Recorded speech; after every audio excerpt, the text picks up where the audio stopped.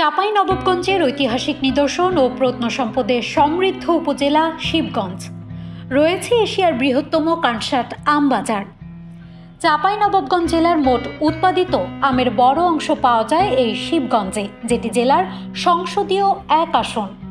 সীমান্তবর্তী এলাকাটিতে অবস্থিত বৃহত্তম স্থলবন্দর, বাণিজ্য, কৃষি, অর্থনীতি ও পর্যটন নানা কারণেই রাজনীতিতে বিশেষ গুরুত্বপূর্ণ এই অঞ্চলটি। এই আসনে 1991 থেকে 2001 টানা 4 বার জিতেছে বিএনপি। এবারও জিততে চায় তারা। তবে থেমে নেই জামাতে ইসলামীও। আসনটিতে অভিষেক করতে চায় দলটি। আওয়ামী লীগবিহীন নির্বাচনে এই আসনে জমে উঠবে বিএনপি জামাতের ভোটের লড়াই। সে অপেক্ষায় ভোটার ও প্রার্থীরা। ভোটের মাঠে নেই অন্য কোনো দলের কর্মকাণ্ড। 17 বছর যাবৎ আমরা হাসিনা সরকারের জুলুম, স্বৈরাচার সরকার জুলুম নিরূপণ করেছে এবং অত্যন্ত ঘৃণিত কাজ করেছে। সেই ধরনের আমরা সরকার আর দেখতে চাই না। আমরা আগামীতে সুন্দর সুষ্ঠুভাবে নির্বাচন যাতে করে হয়, আর সে নির্বাচনে যে পাশ করবে আমরা আশা করি যে সে ভালো করে দেশ পরিচালনা করবেন। টানা দীর্ঘদিন আসনটিতে বিএনপির সংসদ সদস্য থাকলেও 2008 সালে নির্বাচনে আসনটি চলে যায় আওয়ামী লীগের ঘরে। তবে কাঙ্ক্ষিত উন্নয়ন হয়নি অভিযোগ এলাকার সাধারণ মানুষদের। শিবগঞ্জে অনেক এমপি আছে, এমপি যায়, অনেক সরকার আসে, সরকার যায়, কিন্তু আশানুরূপ আমরা কিন্তু আসলে উন্নয়ন আমরা দেখতে পাই না। তাই আসছে নির্বাচনে তারা এমন একজন প্রতিনিধি চান যিনি পদ্মা নদীর ভাঙন রোধে কার্যকর পদক্ষেপ, সোনা মসজিদ স্থলবন্দরের উন্নয়ন, আমকেন্দ্রিক শিল্প প্রতিষ্ঠান স্থাপনের মাধ্যমে সুযোগ সৃষ্টি করবেন কর্মসংস্থানের।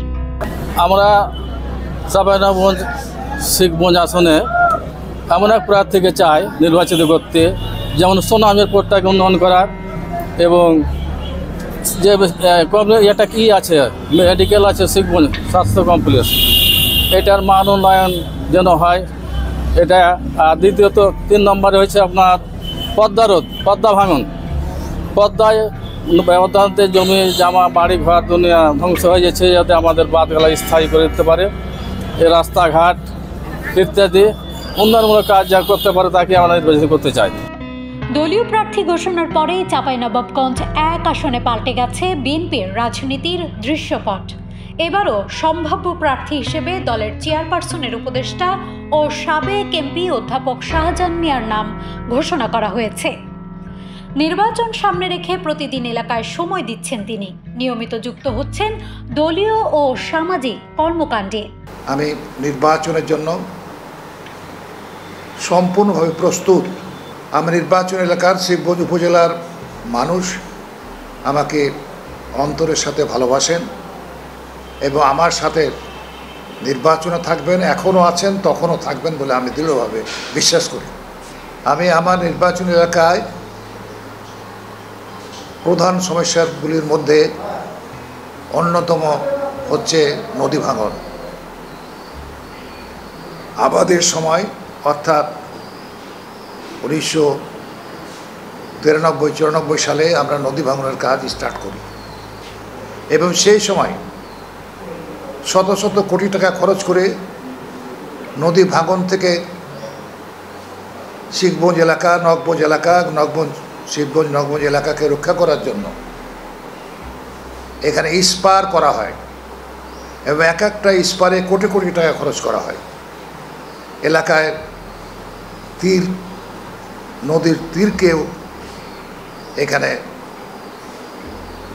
রক্ষা করার জন্য আমরা কার্যকরী হস্তক্ষেপ গ্রহণ করি এবং এতে আমার টোটাল প্রচুর টাকা, কয়েকশো কোটি টাকা খরচ হয় এখানে। কিন্তু আমাদের ক্ষমতা থেকে চলে যাওয়ার পরে এই 20 বছর ধরে আর কোনো প্রোগ্রাম এখানে নাই। এদিকে গত বছরের 5 আগস্টের পর আসনটিতে সাংগঠনিক কার্যক্রমে গতি বাড়িয়েছে জামাতে ইসলামী। এই আসনে দলটির প্রার্থী রাজশাহী মহানগর জামাতে ইসলামীর আমির ডক্টর কেরামত আলী। তিনি 2 বার শিবগঞ্জ উপজেলা পরিষদের চেয়ারম্যান ছিলেন। প্রতিটি ইউনিটে দাঁড়িপাল্লার পক্ষে প্রচার প্রচারণা চালাচ্ছেন দলটির নেতাকর্মীরা। আমি এর আগে থেকেই জামাতের দাঁড়িপাল্লা প্রতীকের প্রার্থী মনোনীত হয়েছি।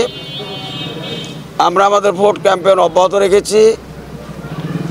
আমরা হাটে বাজারের মূল জায়গাগুলোতে ইতিমধ্যে গণসংযোগ করে যাচ্ছি।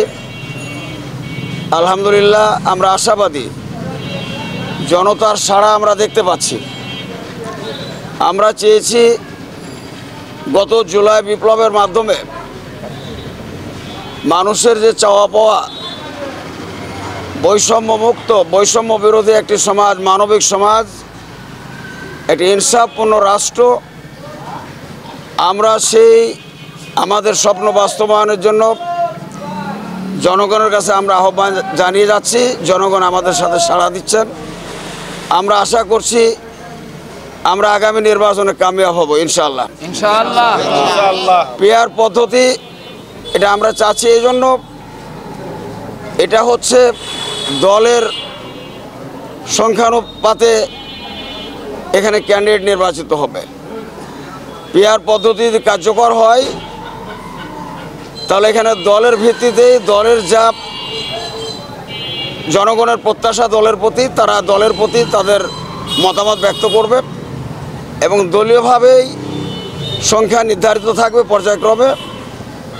যত পরিমাণ যত পার্সেন্টেজ তারা ভোট পাবে, আমরা যত পার্সেন্টেজ জামাতের ভোট পাবো, আমরা আশা করি সেই অনুপাতে আমরা আমাদের আসন সংখ্যা লাভ করব। জামাতে ইসলামীর মনোনীত প্রার্থী বলছেন, সুযোগ পেলে পদ্মার ভাঙন রোধে কার্যকর পদক্ষেপ, স্বাস্থ্যসেবার উন্নয়নে হাসপাতাল সম্প্রসারণ ও এলাকার সামগ্রিক উন্নয়নে ভূমিকা রাখবেন তিনি। এদিকে পদ্মা নদী ভাঙন রোধে পদক্ষেপ ও সোনা মসজিদ স্থলবন্দরের উন্নয়নের পাশাপাশি রাষ্ট্র সংস্কারে দলের ভারপ্রাপ্ত চেয়ারম্যান তারেক রহমান ঘোষিত ৩১ দফার আলোকে গড়ে তোলা হবে এলাকা, এমনটি বলছেন বিএনপি মনোনীত প্রার্থীরা। নিউজ ডেস্ক, মানব জমিন।